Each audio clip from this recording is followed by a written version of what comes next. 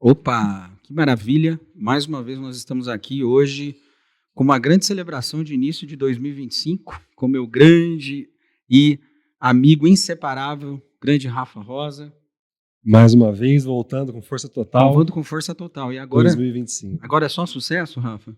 Começando em grande estilo. Em grande estilo. Bom, esse é o nosso episódio. Você que é bom, muito melhor de número do que eu. É 15 ou 16. 15 ou 16, tá ótimo. Se for 16, muito melhor. Se for 15, também tá bom. A gente está hoje aqui com uma celebridade, eu posso chamá-lo assim, porque eu sou fã, né, de todo o trabalho que ele realiza dentro do ambiente da saúde pública, com os conteúdos. Eu sou o paciente aí da especialidade dele, é um cara que eu admiro há muito tempo, ter trazido ele aqui, para mim, uma grande honra. Dr. Elzo, cardiologista aqui, muito obrigado por aceitar o nosso convite aqui, desse pequeno espaço que a gente tem para poder bater um papo nessa perspectiva de inquietação produtiva.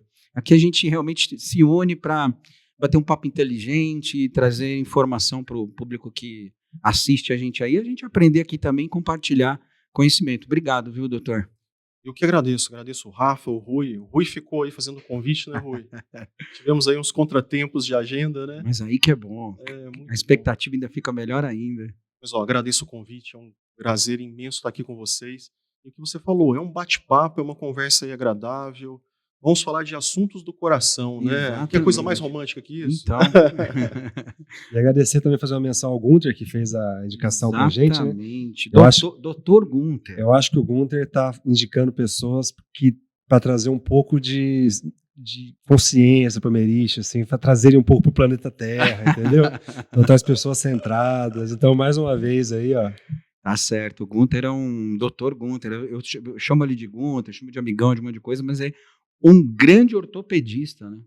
Um genial ortopedista, tem N histórias, aí já teve com a gente aqui. Aliás, ele que inaugurou o nosso podcast, ainda quando chamava RR Talks. Exatamente. Mas, doutor, queria que, antes de tudo, você fizesse as suas referências aí profissionais, contasse um pouco da tua história, como é que chegou na cardiologia, nesse ambiente da cardiologia, né? Como é que isso aconteceu e qual que é a tua história toda com relação a isso. Fica à vontade. Bom, Rui, a minha história com a medicina começa desde cedo. Eu sempre tive muita vontade de ser médico, muita vontade, desde criança, né? E a minha formação ela começou em Botucatu. Eu fiz faculdade na Unesp em Botucatu. Depois a cardiologia eu vim fazer em Rio Preto, no IMC. Fiz a cardiologia, fui convidado para permanecer aqui no serviço. Depois eu entrei para o hospital de base, para a faculdade de medicina, no local que eu estou já há 10 anos praticamente, lá no hospital de base, onde eu sou professor da faculdade. Também hoje assumi o cargo de diretor clínico do hospital de base e exerço também minha função de médico assistente no consultório, né, Rui? Da qual eu tenho o privilégio de ter você lá como paciente. É um paciente que eu tenho muito orgulho, né? Porque segue as recomendações. Opa, com certeza. Tá lá, segue estarei todas lá. As recomendações, isso é muito bom, né? Estarei em breve lá novamente para cuidar desse coração aqui. Exatamente. Nessa minha prática diária de consultório, trabalho com cardiologia geral, lido então com todos os assuntos da cardiologia, como insuficiência cardíaca, coronariopatia, quer dizer, pacientes que tiveram infarto ou angina. Lido com hipertensão arterial, mas também faço muito cardiometabolismo. Então, lido com pacientes com pré-diabetes, com sobrepeso, com obesidade. Então, esse faz parte do meu dia a dia. É esse tipo de paciente que eu lido no meu dia a dia. Além disso, dentro da faculdade, eu sou responsável pela hipertensão arterial de difícil controle, quer dizer, aqueles pacientes que têm pressão alta, em que precisa de muitos medicamentos, ou há uma causa secundária para aquela pressão. Então, eu tenho um ambulatório só desses pacientes graves. E também faço parte das sociedades. Então, sou do Departamento de Hipertensão da Sociedade Brasileira de Cardiologia e sou o presidente regional ou coordenador geral da Sociedade de Cardiologia do Estado de São Paulo, da Regional de Rio Preto. Sensacional. Tá bom aí para você, Rafa? Muito bom. E fazendo a menção também, né, que o Emerich tá um atleta de ponta. O cara falou que estava correndo 30 km por semana. Tava correndo.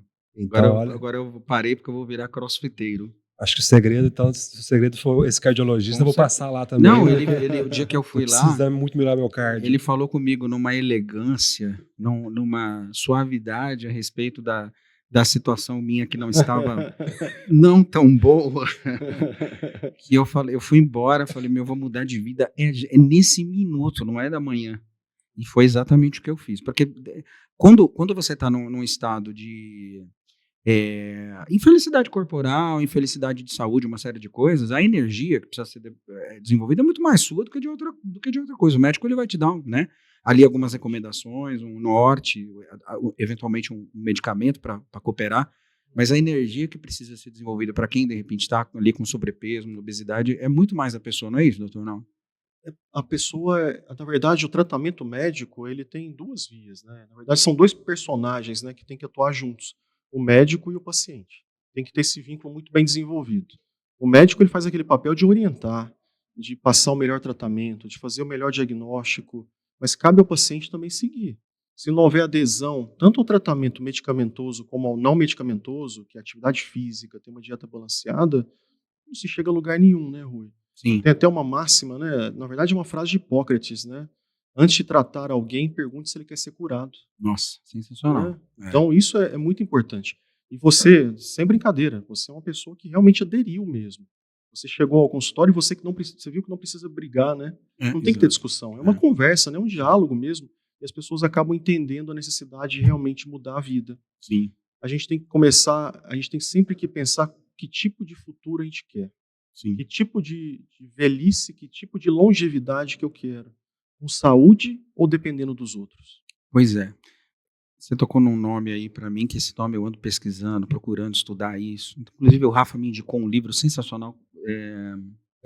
Em inglês é Outlive. Como que chama? Outlive. Daquele careca dos Estados Unidos. Vou lembrar o nome. É sobre longevidade. É sobre longevidade, exatamente. E aí eu comecei a ler o livro, terminei o livro, e aí essa questão longevidade, ela ficou muito na minha cabeça, e eu acho que é um tema interessante para poder conversar com ele, né, Rafa? Não querendo fazer uma consulta no momento do podcast, mas acho que muita gente vai querer ouvir. Existe um médico da longevidade, uma medicina específica da longevidade? Como é que funciona isso? Não, Rui, não existe nenhuma especialidade voltada para a longevidade. O que todo médico faz é tentar promover qualidade de vida para o seu paciente.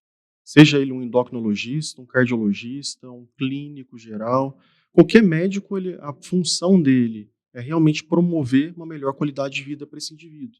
Não existe ninguém voltado a dar longevidade, isso não existe. Tá? Então, como é que eu vou fazer uma pessoa ter uma maior longevidade? Então, eu preciso conscientizá-la a ter bons hábitos de vida, ela tem que se alimentar de forma correta, ela tem que fazer atividade física, porque não há melhor medicamento do que atividade física, ela tem que se hidratar, ela tem que ter uma boa noite de sono, tentar diminuir o estresse, ter válvulas de escape. E, claro, fazer o check-up, fazer exames de rotina, para que a gente possa, no decorrer do caminho, diagnosticar fatores de risco, que às vezes nem são adquiridos, são genéticos, Sim. e que a gente possa tratar, reverter, e aí fazer com que a pessoa tenha uma longevidade, mas com saúde. Porque viver muito é uma coisa. Sim. A gente precisa viver muito, mas viver muito com saúde, com qualidade de vida, né? Sim. É isso que a gente busca. Esse é até um foco, no citou o livro, ele fala muito sobre isso, que a medicina, ele fala gerações da medicina, que teve uma geração que conseguiu resolver muito bem problemas como a pessoa quebrou uma perna, teve uma infecção, um antibiótico, isso já avançou muito. Uhum. E que o desafio agora é esse, Não né? querendo te cortar, Rafa, mas o livro é esse aqui, ó. Depois a gente até coloca lá pra galera. É esse livro aqui, doutor. É um livro que fala sobre essa questão de qualidade de vida e tal. Ele é médico? Ele é.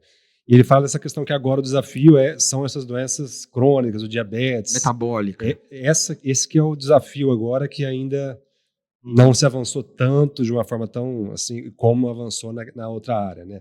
Como um antibiótico foi, por exemplo, um mega avanço, e agora estamos avançando nisso, mas tem sido um grande desafio, né? Que é o que mais mata hoje, né? As doenças cardiometabólicas. A doença cardiovascular é o que mais mata. E o que leva à doença cardiovascular é o cardiometabolismo, né? São as doenças metabólicas, né? O que a gente vê é, na verdade, que o mundo moderno hoje favorece o sedentarismo, favorece o sobrepeso, a obesidade, e com isso, o que vem junto? Vem aí o diabetes, vem a hipertensão arterial, ou pressão alta, vem o aumento do colesterol. E essas são as doenças metabólicas? São as doenças metabólicas. Com obesidade, vem esteatose hepática, quer dizer, gordura no fígado, obesidade visceral, que gera um processo inflamatório sistêmico, e quanto mais inflamação a gente tem no nosso organismo, mais dano eu vou ter às células, dano aos vasos sanguíneos, eu vou formar placas de gordura nas artérias, e uma placa de gordura, quando ela cresce muito, ou instabiliza, rompe, ela obstrui o vaso. Se for no coração, infarto. No cérebro, AVC. Então, você vê que está tudo muito interligado. A gente vive hoje uma pandemia de obesidade e sobrepeso. Sim. Os dados que a gente tem, as previsões é de que em 2035, mais da metade da população mundial estará acima do peso. Então são dados muito alarmantes, muito alarmantes. Fala-se que no Brasil, em torno de 2040, 2045, são dados da Fiocruz, metade da população brasileira também estará acima do peso. Se por um lado a gente parece que está vencendo a desnutrição, né? Sim. Por outro, a gente está caminhando para uma doença até mais maléfica do que talvez aí, quer dizer, não tem doença boa nessa história, né? As duas são muito ruins, né, na verdade. Mas a obesidade, ela carrega com si uma série de doenças. A gente está falando de cardiovascular, né, Rafa? Mas a gente não pode esquecer que a obesidade gera dano articular, então, quer dizer, sobrecarrega quadril, joelho. A obesidade também leva a alterações de saúde mental. A gente sabe muito bem que quem sofre com obesidade, sofre com sobrepeso, muitas vezes ela se sente retraída, tem vergonha de frequentar determinados ambientes, sofre bullying, né? O que a gente combate muito hoje em dia, isso, né? Sim. Combate demais. Além disso, a gente sabe também que a obesidade está ligada a 13 tipos de cânceres. Então, quer dizer, ter um sobrepeso, estar acima do peso, não é uma questão estética, é uma doença. É uma doença que está ligada a levar você a um maior risco de infarto, AVC, danos articulares, depressão, ansiedade e ainda causar câncer. Dentro deles, um dos principais, câncer de mama. É demais, né? Agora, uma pessoa magra, ela também tem riscos de ter doenças metabólicas também? Ou isso está um fator meramente da obesidade? Tem, vou te dar um exemplo. A gente tem uma situação que é a hipercolesterolemia familiar, em que o indivíduo ele tem uma alteração genética que faz com que ele tenha um colesterol mais elevado, um colesterol ruim mais elevado.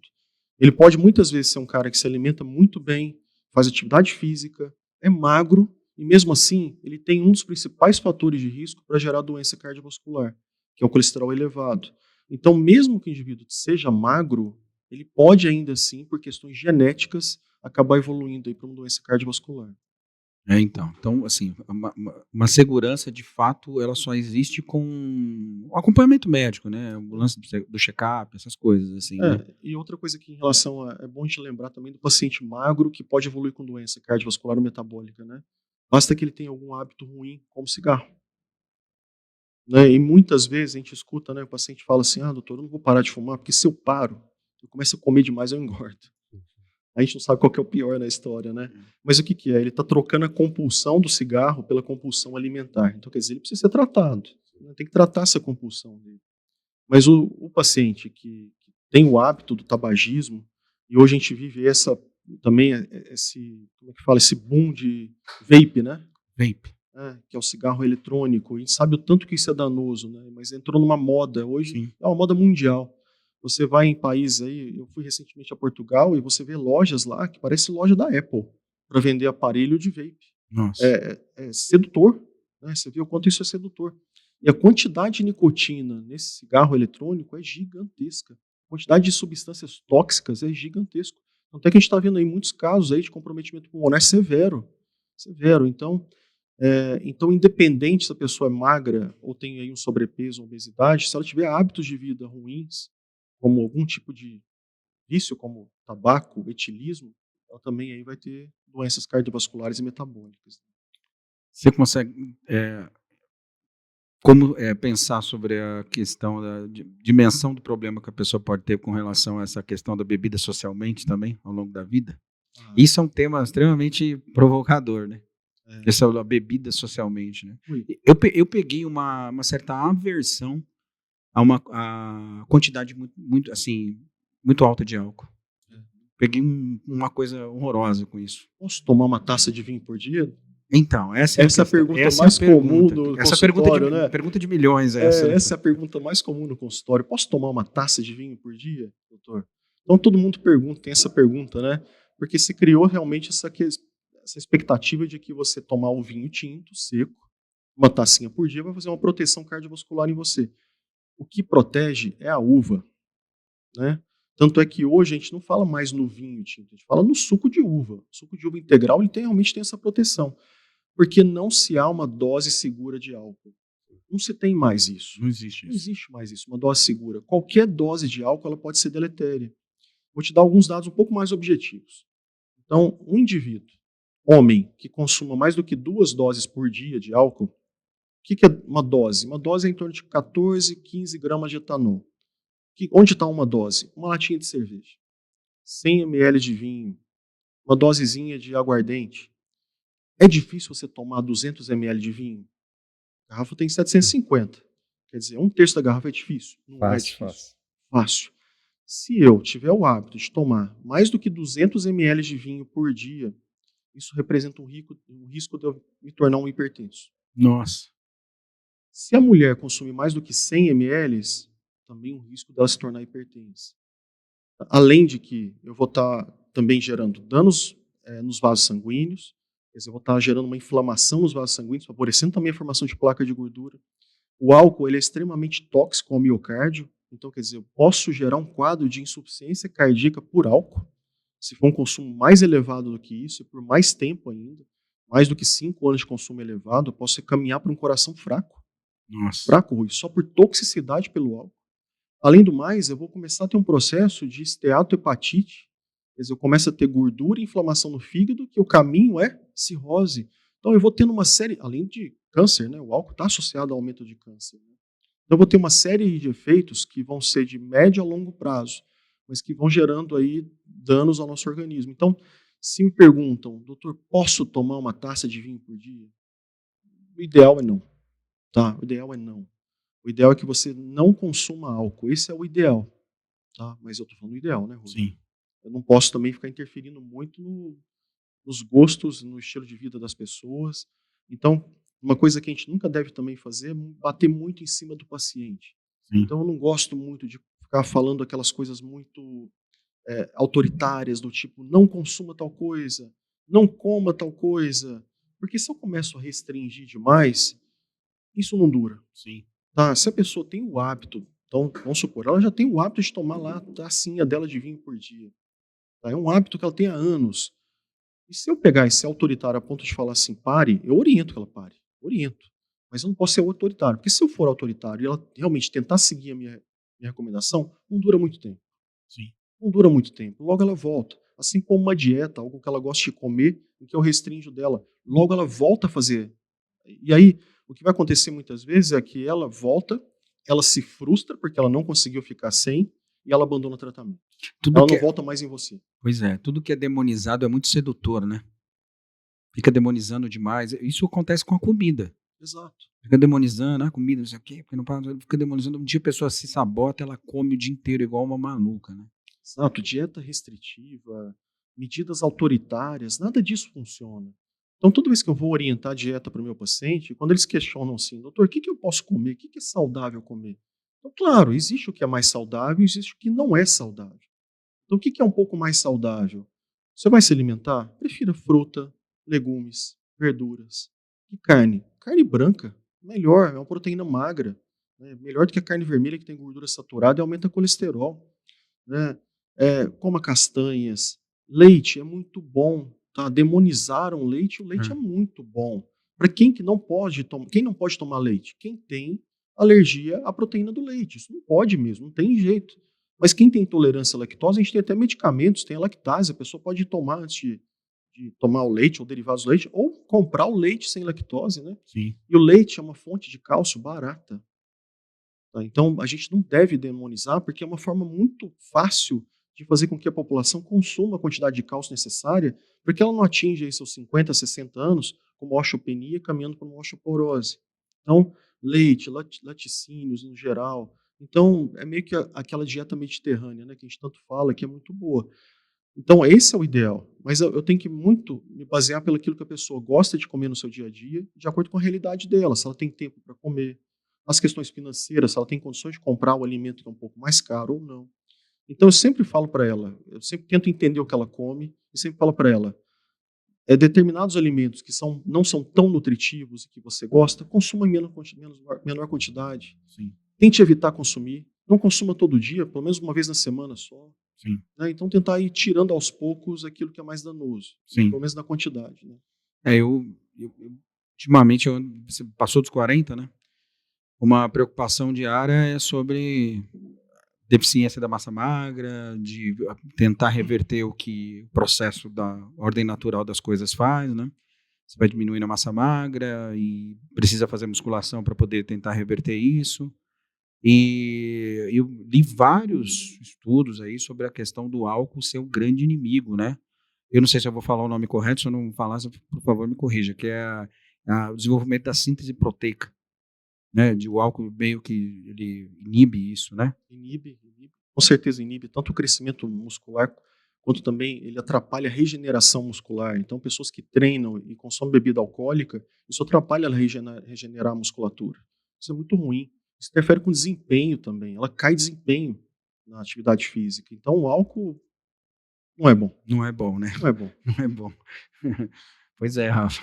Pois é, uma coisa que é socialmente, assim, é inexplicável, né? Como que é tão difundido que qualquer um pode chegar lá na...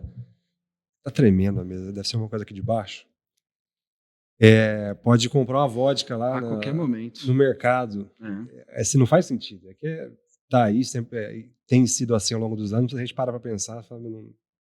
É uma realidade muito louca. É uma droga muito acessível, né? Uma droga muito acessível. Pois é, uma criança, um adolescente, ele compra muitos mercadinhos de bairro, aí vai lá e compra uma vodka, um uísque, normalmente, uma cerveja e tal. Isso a gente tem que tomar muito cuidado, porque a pessoa, esse adolescente, ele pode ter aquele genezinho do etilismo, né? Do vício, né? Ah, tá. Isso Pode pode ser genético. Pode. Caramba. Pode ser que ele abra aquela janela ali, ele entra Nossa. nesse mundo aí e aí o álcool passa a ser, na verdade, a porta de entrada para outros vícios. Então isso é muito preocupante, né? O álcool já começa a ter o cigarro, né? Então uma coisa vai puxando a outra, né? Então isso é muito preocupante mesmo. Pois é, e as duas coisas é uma bomba, né? Bomba. De vício, né? A pessoa fica doida com as duas coisas. Daí entra a importância do núcleo familiar, né? De ter aí a família para orientar. Então isso é muito importante. Porque também o mundo lá fora é perigoso.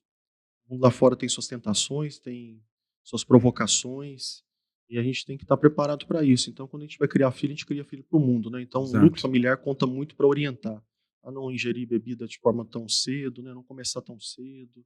Se for fazer isso, que faça na frente dos pais, junto com os pais. Então, isso é muito importante. Sim. Pois é, Rafa, algum adendo aí nesses pontos? Tô só aprendendo. Pois é. Eu, ainda nesse tema longevidade, eu realmente fiquei um curioso e um falso estudioso com relação a isso, porque fico pesquisando para mim, né? Porque eu quero viver bem e mais, né? E eu ando também fazendo uma grande pesquisa com relação a essa quantidade imensa que existe no mercado de suplementos, né? Então, a gente tem uma linha também de homeopáticos, que parece que tem uma questão, uma planta que resolve quase todos, tem uma planta para isso, uma planta para aquilo, uma planta para isso, uma planta para todas as coisas. E eu, de alguma maneira, eu dou uma lida, não sei até onde aquilo tem um termo que os médicos falam, que é placebo, né?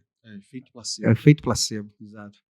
Então, não sei até onde mas eu ainda prefiro, se tem alguém falando, alguém que estudou, ainda vou seguindo algumas coisas. Como é que funciona esse mercado, esse mundo, né, dentro do universo aí de pensamento de um cardiologista, sobre essa questão de esses suplementos, por exemplo, tríbulos terrestres, maca peruana, né, que fala sobre a longevidade masculina, por exemplo. Outros que falam sobre a possibilidade de dar mais desempenho físico, tem o ginseng, que fala sobre, tem outros aí que a gente pode tratar. Isso é algo que tem uma sustentação de fato científica ou... Nada, Rui. Nada. Não temos suporte Não científico. temos evidências. Não temos. Você pegou a questão de tríbulos terrestres. O que tem de evidência em animal. Faz estudos em animal. Então a gente não tem nada em evidência de estudo em humano. Fala-se aí da tríbulos terrestres, talvez de aumentar até um pouco a produção de testosterona do homem. Sim.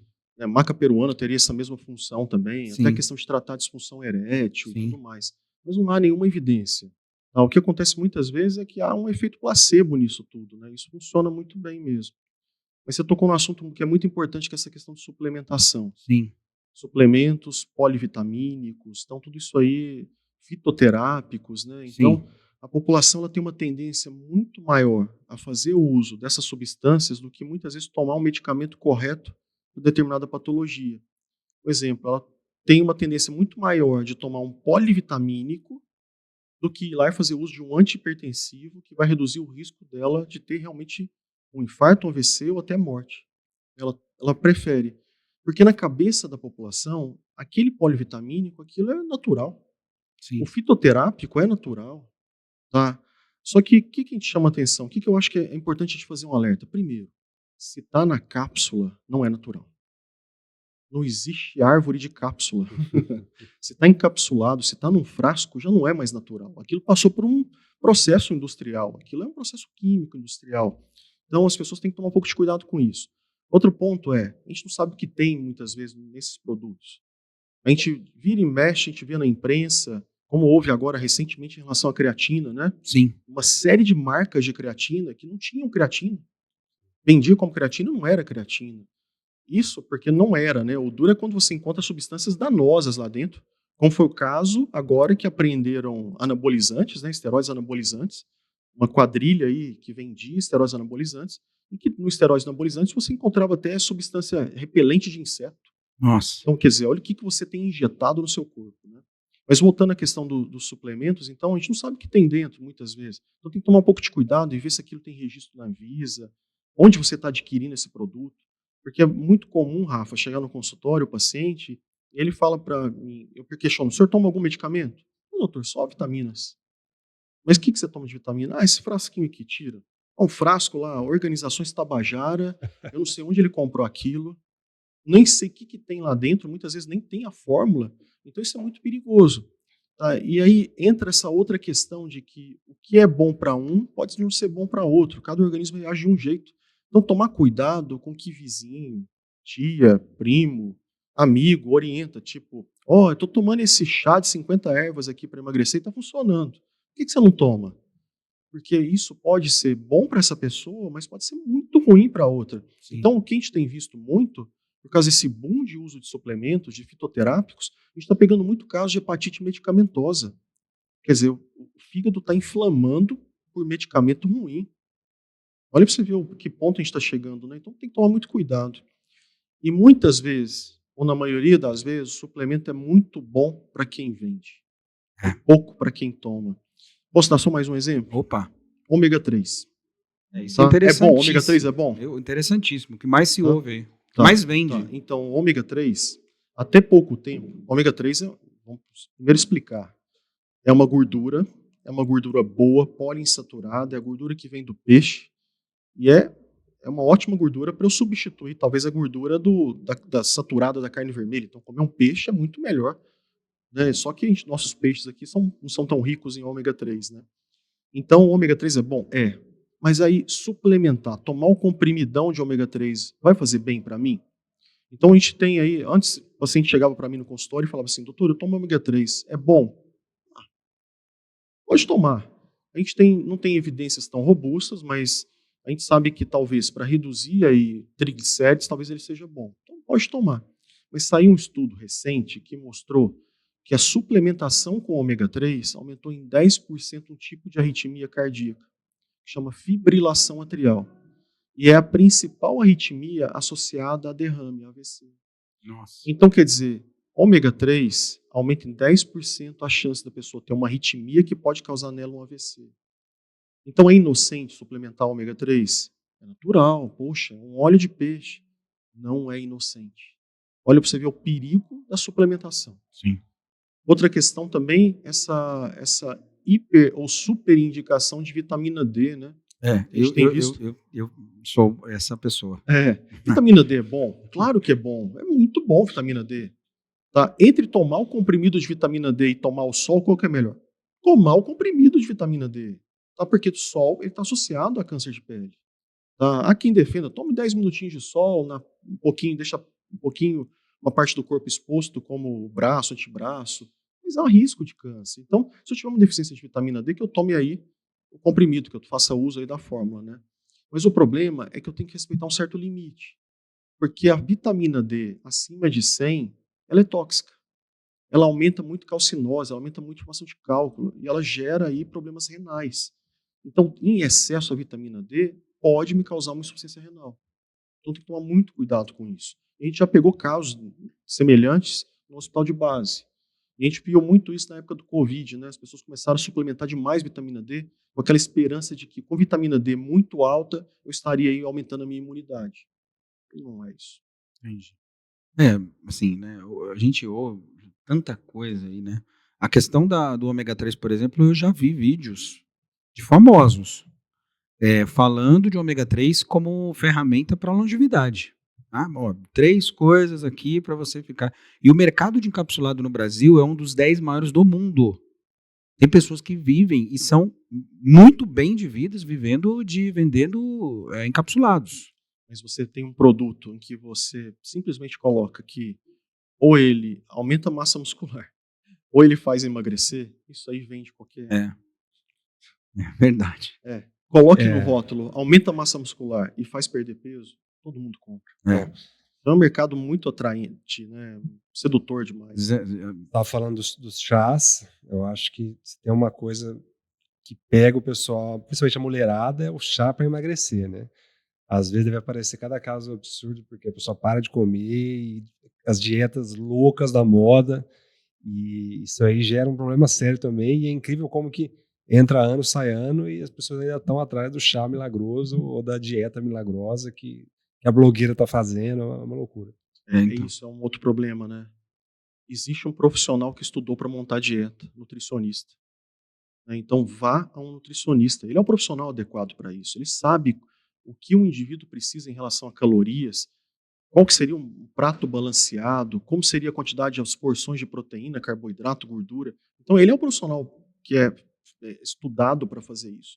Então toma cuidado com aquilo que a gente vê na internet, aquilo que a gente segue na internet, né? E a gente vê que esses influencers, né, muitas vezes são má influencers, né? Sim. Então tem que tomar um pouco de cuidado com isso. É difícil. A gente vive um cenário hoje complicado de especulação, de Internet, comércio tremendo, porque o próprio influencer ele já tem um link ali para poder vender um encapsulado, um negócio, é complicado, né. e hoje no consultório a gente, além de ter que diagnosticar, de instituir o melhor tratamento possível, hoje a gente tem que ter um trabalho muito grande de ficar combatendo mitos. É, Combatendo mitos, combatendo fake news. Então, a gente, poxa vida, o paciente ele tem lá um nível de colesterol ruim muito elevado. Já tem, às vezes, muitas vezes, uma formação de placa de gordura. Você vê, faz um ultrassom de carótidas, são as artérias que levam sangue para o cérebro, e tem lá placa de gordura já. Então, poxa, eu preciso agir nessa pessoa. Um dos principais fatores que levam ao aparecimento e ao aumento da placa é o colesterol. Qual que é um medicamento que reduz o colesterol de forma eficaz? As estatinas. Só que é um mito gigante que a estatina faz mal. Aí toda vez que você vai falar que você vai prescrever estatina, parece que você está cometendo um crime para a pessoa. E estatina é um medicamento que foi desenvolvido na década de 70 no Japão.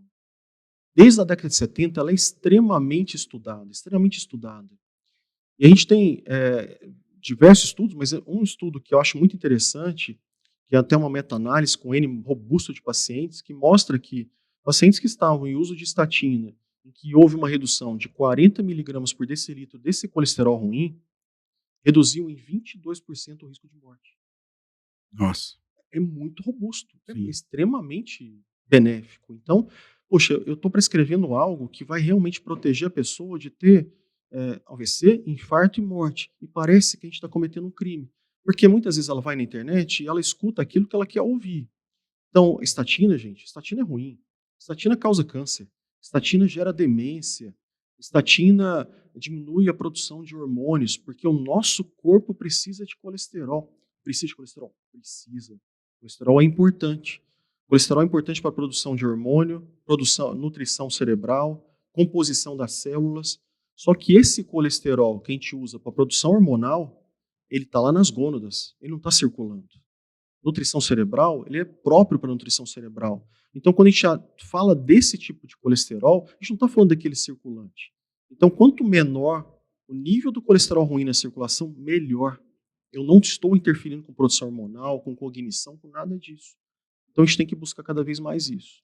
Você sabe uma coisa que você já deve estar sabendo disso aí mais tempo que eu, mas eu, fazendo as minhas pesquisas ali de Google esses dias, né, de trends, eu vou lá e faço pesquisa e tal, e também no TikTok, uma das palavras mais caras hoje do Google é Tadalafila. Tadalafila. É mesmo? É, uma das palavras mais caras para você Olha. fazer anúncio. Olha, É. que coisa. E porque é mais pesquisada. E isso, por exemplo, no TikTok, é uma das as palavras mais pesquisadas no TikTok. O TikTok ele está virando um buscador, né? Ele está virando um buscador. Sim. Né? As pessoas estão consumindo informações ali como uma rede de pesquisa. Ele tá virando isso aos poucos. E aí eu fui lá ver, é uma das coisas mais pesquisadas no Brasil, no Trends ali. E aí eu comecei a dar eu sou curioso, né? Eu não aceito certas desinformações aí comigo, eu fui bater. Então, tem gente que está utilizando o Tadalafila como uma Novalgina, como uma dipirona. E a pessoa fala naturalmente que toma isso 5 miligramas por dia e que faz bem para o coração pelo motivo XPTO, que o cardiologista acha que é muito bom. E é perfeito ter lembrado disso. E que é bom para vascularização e tal. Qual é a verdade de fato sobre isso? O pessoal usa na musculação também. Eu já vi lá Na musculação isso é tipo igual bala, tá igual bala. A Tadalafila, ela é um vasodilatador, né? Então, a função da Tadalafila ela foi desenvolvida para tratar a disfunção erétil naquelas pessoas que têm dificuldade de manter uma boa circulação peniana, de manter uma boa ereção. A Tadalafila veio para isso. Ela tem 2 tipos de dosagem, né? 5 miligramas uso diário e 20 miligramas para você utilizar antes da relação. Você toma antes da relação, vai demorar, acho que, se não me engano, acho que é uma questão de 1 ou 2 horas para ter início de ação, né, a Tadalafila. Então tem essas 2 apresentações. A 5 miligramas de uso diário, ela tem uma ótima ação para aquele indivíduo que tem problema de próstata. Então ela é prescrita por urologistas para quem tem problema de próstata, porque ela ajuda a relaxar um pouco a próstata. E também tem um efeito também de ela sendo utilizada 5 miligramas, de também melhorar essa questão da disfunção erétil. Mas para quem tem disfunção erétil, Rui. Tá? Não é para a pessoa que tem só fisiologia preservada ali. Sim. Tá? É para quem realmente tem. Porque a pessoa que toma 5 miligramas todo dia, a Tadalafila tem um efeito cumulativo. Então, depois de 3 a 5 dias, ela tomando 5 miligramas por dia, ele passa a ter um nível sérico muito bom, quase que semelhante a ele tomar lá os 20 antes da relação. Então ele acaba que fica sempre pronto, isso dá uma certa confiança para o indivíduo na hora da relação.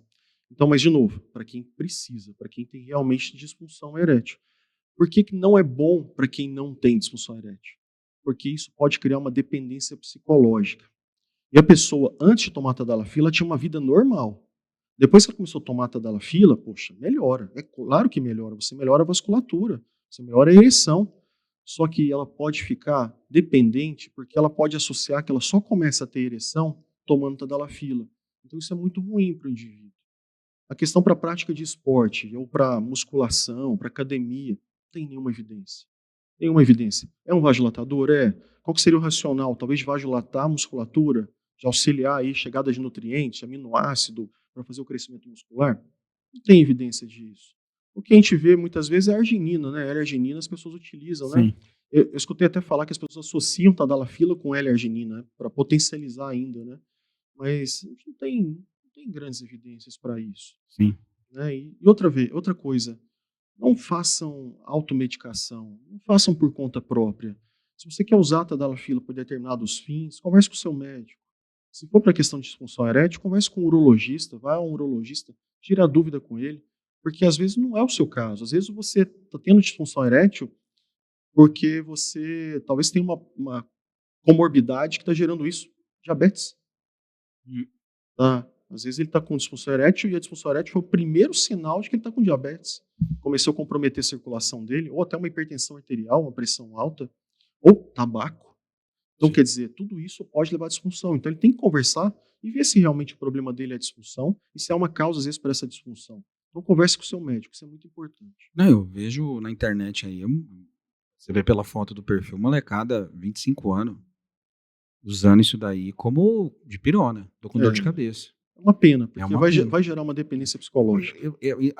Você entende que apenas uma dependência psicológica não seria um risco de criar. Como é que chama? Eu não sei o termo médico, que quando de repente aqueles lugares começa meio que a apodrecer ou começa a ficar ali. O vaso começa a ficar frágil. Não teria um problema fisiológico. Não, muito pelo contrário. A tadalafila, ela tem um efeito de estimular a produção de óxido nítrico.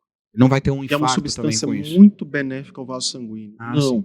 Qual que é o problema da tadalafila? Ou dos outros também, né? Esses outros vasodilatadores, como sildenafila ou outros aí, né?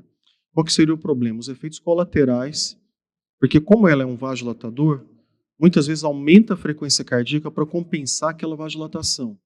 E uma frequência cardíaca alta, talvez em quem tenha já uma placa de gordura nas artérias, nas coronárias, pode ser o gatilho para ela precipitar aí uma angina ou um infarto. Sim. Tá? Então isso é importante. Ou mesmo o gatilho para desencadear uma arritmia, que ela já tinha talvez lá, meio que de forma incubada, né? Ela já tinha, e talvez foi o gatilho para ela desencadear uma arritmia e talvez ter alguma complicação até durante a relação.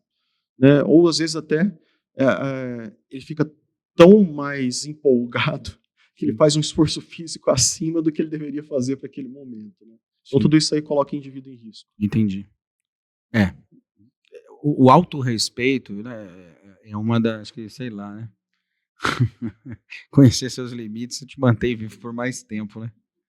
Esse papo era bacana demais. Eu tava dando uma mais geral a respeito desse tema. Isso tá na internet. Inclusive, você deveria produzir um conteúdo sobre isso. Rui, eu vou fazer sim. Eu não sabia que estava tão... Tá absurdo. Não sabia que tava, não. Tá sim, tá absurdo. E qualquer pessoa vai até uma farmácia ali e compra. Isso é um problema no Brasil, né? Tadalafila de 5 miligramas. Você consegue comprar medicamento de forma muito fácil no Brasil. Eu tava em Portugal, como eu disse, recentemente, e eu tive lá uma rinite alérgica importante, precisei fazer uso de corticoide. Eu cheguei na farmácia para comprar o corticoide, não se compra corticoide na Europa sem receita. Olha que louco isso. Não se compra corticoide na Europa sem receita. Aqui você compra qualquer coisa sem receita. Qualquer coisa. Tudo bem. Não, mas precisa de receita para antibiótico. Tudo bem, mas foi recentemente quer dizer, relativamente recente, que passou a exigir aí receita para antibiótico. Você entra numa farmácia, você compra anti-inflamatório, você compra corticoide, você compra qualquer tipo de analgésico, você compra estimulante sexual, você compra tudo. Sim. Tudo. Eu vou até revelar. O Rafa não vai no mesmo barbeiro que eu. Eu tava lá fazendo a barba. Esse assunto tava assim, igual de pirona. Eu falei, essa molecada tá com 28, 30 anos aqui com esse papo rolando desse jeito, cara. E eu fiquei, vou mandar o link aí para você assistir, viu, meu querido? Mas é muito importante esse tipo de informação, porque a internet ela também provoca uma desinformação assustadora. Né? O problema tem tudo, né? Só que para a pessoa saber filtrar não é fácil. Tem que ter um nível de instrução que é raro no Brasil, né? Para conseguir lidar e não cair no papo. E também tem a questão, a gente tem essa fraqueza de buscar uma pílula mágica. Então, a gente quer atalho. Quem não quer? Quem não quer? Às vezes eu fico procurando isso na cabeça. Então já é uma fraqueza nossa e aí se a pessoa não tiver muita instrução e educação para ela saber onde procurar e quem ouvir, né? Porque a internet tem de tudo, né? Exatamente. Então, o que ela tem que ter é esse discernimento, né? De saber que nem tudo que ela está vendo na internet é real. Sim. E a gente tem que tomar cuidado até com aqueles indivíduos que têm CRM. Pois então, nem todo indivíduo que tem CRM. Porque tem muito médico falando sobre isso também. Que precisa até tomar um certo cautela para falar. Sim. Mas tem todo indivíduo que tem CRM, que está lá na sua clínica, muito chique, muito elegante, com seu terno, né? e falando de forma muito, como é que fala? Uma didática muito boa, fala bonito, fala bem, nem sempre esse indivíduo é um indivíduo que está levando uma boa informação. Sim. Muitas vezes ele está ali vendendo o peixe dele. Tá? Talvez algum interesse a mais ele tenha, que seja um interesse por likes, ganhar alguma certa visibilidade. Muitas vezes ele ganha visibilidade ele tentando ser contra o que é o normal, Sim. né? Ou tendo algum tipo de benefício, como vendendo cursos, Sim. vendendo livros, vendendo palestra, tudo disseminando notícias ruins, não notícias, mas informações que podem comprometer a saúde das pessoas. Né? Pois é. Dentro desse mesmo cenário, né, não querendo ser polêmico, mas já sendo, eu sigo médicos e vejo eles falando a respeito disso, sou inquieto, e muitos médicos falam assim, olha, o uso de testosterona para um homem com reposição hormonal, tá tudo bem. Aí tem um outro que fala, não precisa necessariamente ser apenas uma reposição hormonal, mas para você ter uma melhor qualidade de vida, se fizer lá um uso mínimo, esse uso mínimo não tem risco, você vai ter uma qualidade de vida melhor, e isso vai te tornar uma pessoa mais ativa, com mais vontade das coisas e tal. Então eu vejo que, por mais que existe uma ciência racional que fala, não tem, você precisa ter lá um exame pronto com um cenário deficiente, e aí sim você vai fazer. E você vai ter que fazer isso pro resto da vida. Né? Aí eu vejo esses caras falando disso. Mas tem outros também, mas com muita fama, né? Com muito critério, às vezes, do que está falando. E são correntes muito divididas. E às vezes você fica até perdido de saber, mas onde eu vou acreditar? Porque a pessoa que sustenta isso, né, o médico, que muitos que CRM, né? o CRM que sustenta isso, são pessoas que você fala, caramba, esse cara tem um baita legado, né? Enquanto você é médico, né? Então, eu não sei se isso é uma questão hoje de corrente, como tem no direito, né? Tem a corrente doutrinária. Não sei se isso é uma questão de postura particular a respeito disso, ou a ciência é fato e a pessoa está inventando. Fico, às vezes, meio perdido a respeito disso aí. Merício, ó. Eu tenho um amigo que quer saber, doutor. Eu tenho um amigo que ele tem essa dúvida. Ei, Rafa. Pois, o que acontece? Não existem dois caminhos, não existem duas verdades. O que existe é a ciência, aquilo que a gente consegue comprovar. E quando a gente fala de ciência, a gente não fala só de eficácia, a gente fala de segurança.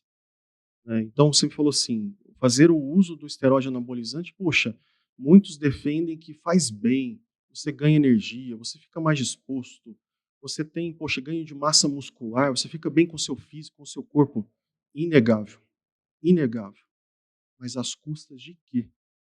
Aumento do câncer de hepático, aumento do câncer de pâncreas, aumento do coração, hipertrofia do coração, levando à insuficiência cardíaca, lesão das artérias, fazendo formação de placa de gordura de forma acelerada, trombogenicidade, aumentando o risco de embolia pulmonar, embolia cerebral, AVC, embolia coronariana, infarto. Vale a pena você fazer uso de uma substância que te dá um up, mas ao mesmo tempo pode ser que te tire o chão? Então essa é a questão. A medicina só existe uma. E quando a medicina tem sobrenome, ela está errada. Não existe medicina tititiva. Não existe medicina tatatá. Medicina é medicina. E existem as especialidades que são regulamentadas. Se você quer conversar sobre hormônio, o médico que estudou para falar sobre hormônio é o endocrinologista. Não existe hormonologia. Isso não existe. Não existe. A medicina não tem isso. Tá? Então, outra questão, a integrativa. O médico, quando ele trata um paciente, como eu, cardiologista, eu não olho só para o coração dele. Eu estou integrando os sistemas. Eu sou um médico, eu sou um clínico. Eu tenho que saber as doenças pulmonares, as doenças reumatológicas, as doenças endocrinológicas. Ele é um todo. E muito além disso, eu tenho que saber das doenças mentais. Porque muitas vezes esse meu paciente cardiopata, ele tem a doença mental. Ele está sofrendo de ansiedade, de solidão, de depressão, e está muitas vezes reproduzindo isso através de uma taquicardia, de um pico pressórico, até mesmo doença cardíaca mais severa. Então, quer dizer, medicina é uma só. Não tem medicina diferente. A medicina que é baseada na ciência, nas evidências científicas. Então, a reposição de testosterona, a primeira coisa, ela gera um bem-estar, não tenha dúvidas. aumenta a massa muscular, dá um up, a pessoa se sente muito bem, muda a vida da pessoa. Só que aumenta todos esses outros riscos de danos ao organismo. E a conta chega mais cedo ou mais tarde. Saiu um trabalho agora, final do ano. Foi um trabalho que avaliou a microcirculação coronariana, quer dizer, os pequenos vasos do coração, em pessoas que usaram esteroide anabolizante para fins recreativos, estéticos, ganho de massa muscular. Todos os indivíduos que fizeram uso do esteroide anabolizante tiveram um dano na microcirculação coronariana. E uma hora a conta chega. E dano na microcirculação coronariana, isso pode gerar angina, pode gerar insuficiência cardíaca, pode gerar uma série de consequências, arritmias. Sim. E não existe forma segura de repor testosterona, não tem forma segura. Então, muitas vezes você acha que fazendo isso com um médico você tem a segurança, não dá segurança. Não tem. Não tem segurança. Uma hora as consequências chegam. Sim. Tá respondido, né, Rafa, para aquele seu amigo. Avisa o seu amigo, Rafa. Avisa seu amigo lá, Rafa, ele tá querendo saber. Bom, fica no frango, desfiado e fazendo muito exercício, né, doutor? E o problema é que muitas vezes quem começa a usar gera uma certa dependência também, viu? Não tem nem como voltar, né, Era um naturalmente. vício. Eu atendi há um ano atrás, mais ou menos, uma pessoa, um paciente que veio até mim para fazer check-up e ele fazia uso. Tá? Fazia uso, ele realmente tinha uma musculatura avantajada, estava na cara que usava. Eu fazia check-up, estava hipertenso e ele começou a abrir um quadro de disfunção ventricular, quer dizer, perder força no coração. O coração dele hipertrofiou, as paredes estavam grossas e a força de contração reduziu. Ele começou a querer dilatar também o coração. E eu conversei com ele, eu falei, olha, isso aqui que você está apresentando, a sua pressão alta, o seu coração já remodelando, você perdendo função no coração, já caminhando para uma insuficiência cardíaca, isso aqui é tudo consequência do uso do anabolizante. Então, o que eu te oriento? Eu oriento você que a gente interrompa esse tratamento, eu oriento que ele procure um endocrinologista até para fazer o desmame adequado, porque aí precisa realmente ter um acompanhamento aí por causa de todos os eixos hormonais e tudo mais. Interrompa. Ele falou para mim, doutor, eu prefiro morrer do jeito que eu tô do que parar de usar. Nossa. Ele nunca mais apareceu comigo. Nossa. No caso, desculpa, doutor, no caso aí dos jovens, por exemplo, uso para fins estéticos, só pensar, né? O cara que procura, provavelmente já tem um problema de ego, Sim. dele treinar e não querer pegar menos peso do que o amigo dele. Aí ele começa a tomar, de repente ele vira o fortão, duplica, triplica os pesos, o cara se sente Superman, ele vai parar depois. E na maioria das vezes é para agradar um outro homem, não é para agradar uma mulher, né, cara? Eu ouvi isso, eu achei seríssimo. Tem os memes, o cara começa a ficar grandão e fala, nossa, as meninas vão olhar pra mim. Não, é só o cara. A única coisa que acontece é os caras... Os caras, nossa, tá grande. Na maioria das vezes é para agradar outro homem. Não parece que a mulher agradar. não liga pra Não liga para isso. Então, essa questão psicológica, eu acho que ela o pessoal dá menos importância do que deveria, porque talvez ela pesa até mais.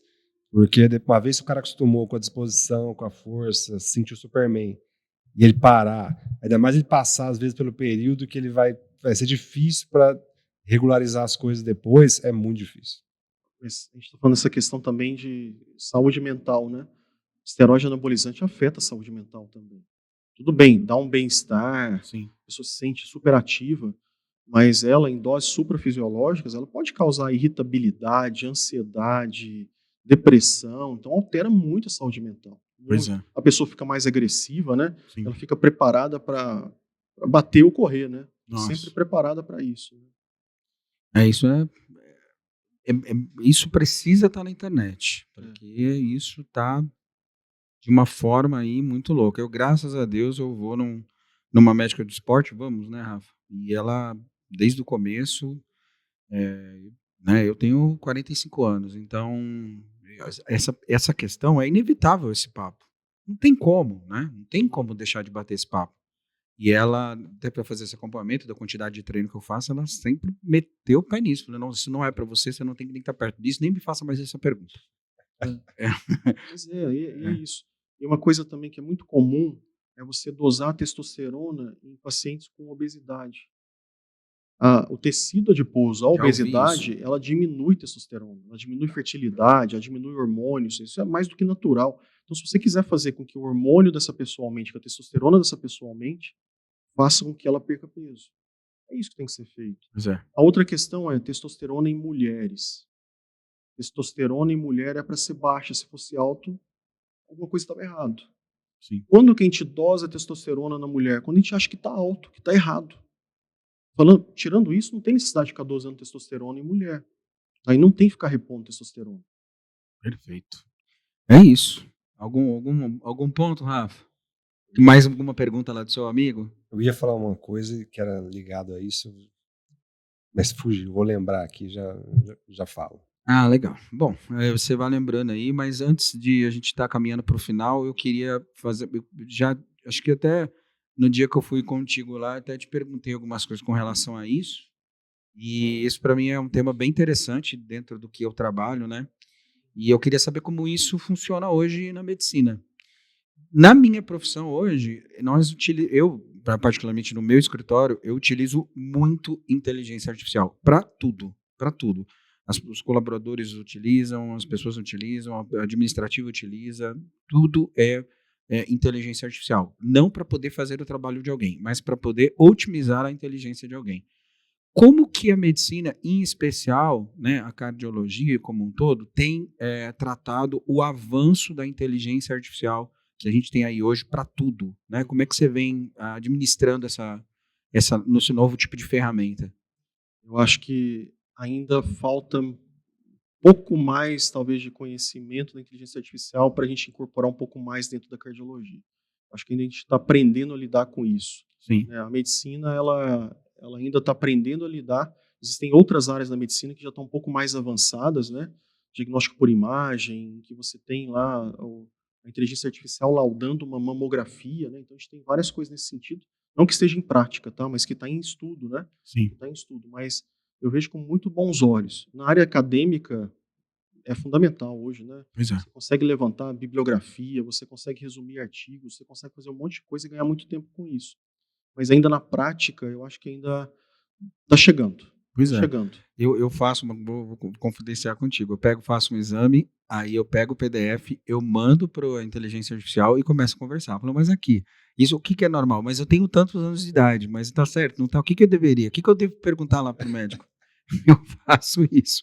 Então, eu acho que é uma ferramenta de designorância, né? Você se livrar de um tema que você não sabe. Eu preciso aprender mais, eu preciso otimizar a inteligência com isso, então acho que realmente faz muito sentido. Eu acredito que nos próximos anos aí isso vai inevitavelmente incorporar a medicina de todos os lados, né? Principalmente, eu acho que no diagnóstico de exames, né? A inteligência artificial vai fazer parte da nossa vida. Todos os setores. Todos os setores. Todos os né? setores vai fazer parte. Não tem como fugir disso. Né? Isso acaba comprometendo, em especial, na sua visão prática, alguma profissão da área da saúde, em especial? Eu acho que sempre vai precisar ter um humano como um supervisor disso tudo, sabe? Acho muito difícil que comprometa de forma definitiva alguma área dentro da medicina. A gente sempre fala que talvez a radiologia é que mais sofra com isso. Exato. Né? Talvez seja a que mais sofra, mas eu acho que sempre vai precisar ter o humano ali presente para dar o ponto final, sabe? Para dar realmente o raciocínio final. É que nem pilotar um avião, né? Hoje a gente sabe que a máquina, o piloto automático, ele faz tudo, né? Sim. A gente poderia até voar sem um piloto, né? Mas a gente nunca estaria tranquilo sabendo que só a máquina está conduzindo a gente. Tem que ter um humano ali, né? Então, eu faço esse paralelo aí com a medicina. As outras áreas da medicina, que lidam muito com o contato com o paciente, o lado humano, acho que isso não tem como ser substituído. Né? A questão da empatia, a questão do toque, a questão do contato mesmo. Então, isso não tem como. Não tem como o computador, a inteligência artificial me substituir. Sim.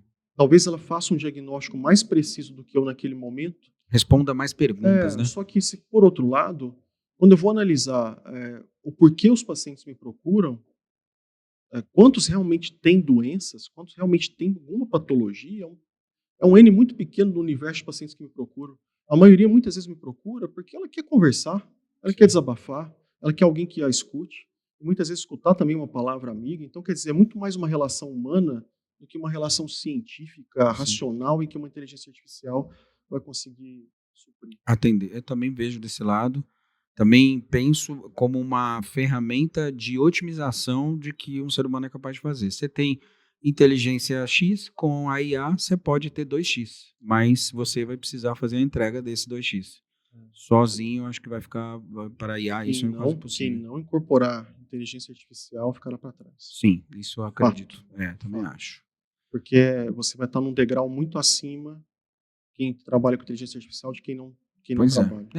Para estar contigo aqui, eu fui numa inteligência artificial que chama Perplex, e eu falei a respeito de você com a inteligência artificial, ele me trouxe quase praticamente toda a sua vida.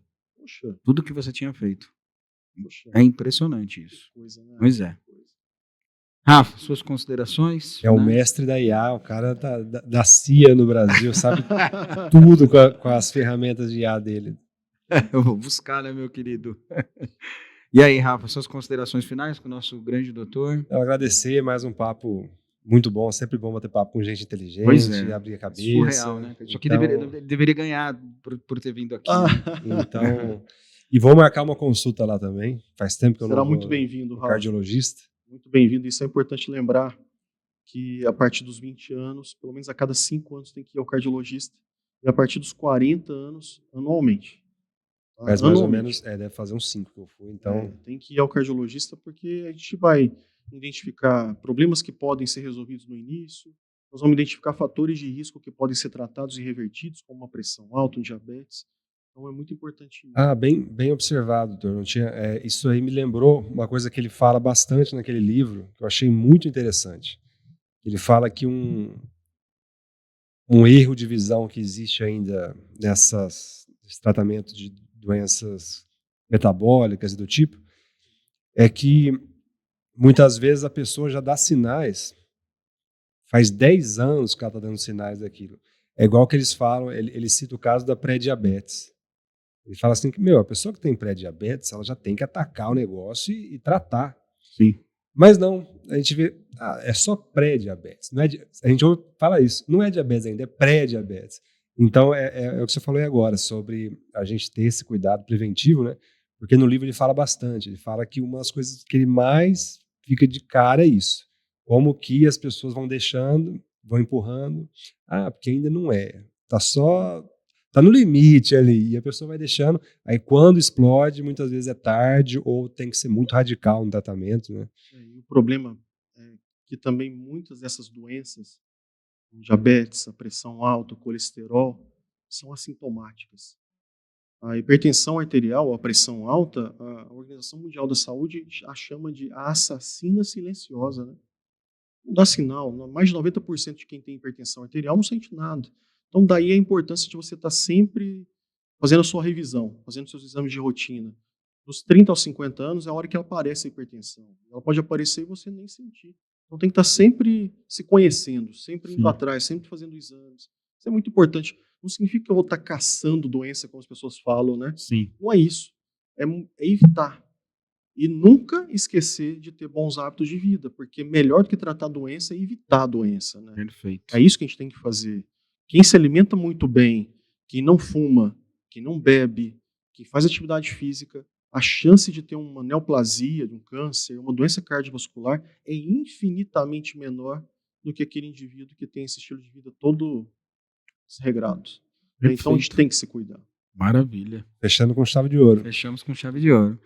Doutor, queria que você mandasse aí como é que faz o pessoal te achar. Você vai estar lá no meu Instagram, vai estar no YouTube nosso. Como é que faz o pessoal te achar? Como é que acessa a clínica do Dr. Elzo? Bom, eu tenho meu Instagram pessoal, que é o @dr.elzomater, ou matar, né? Então tudo junto. E a minha clínica, o meu consultório, ele fica dentro do hospital de base, no nosso serviço de cardiologia, que é o HB-Cor, que é o Centro Avançado de Cardiologia. Então, para quem quiser agendar uma consulta, quiser ir lá se cuidar, né, Rui, como você foi, Exato. basta entrar em contato, pode ligar direto no hospital de base e pedir para falar no HB-Cor.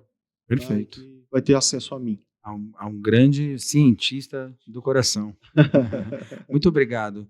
Uma satisfação imensa. Um prazer. Ainda, além de todo o seu conhecimento, mas da sua humildade, do seu ser humano em si. É uma pessoa fantástica. Toda vez que eu estou contigo, já tive algumas vezes, realmente você deixa muito mais no meu coração a respeito do que você representa do que, às vezes, todo o conhecimento que você tem. Rui, poxa, fico até emocionado.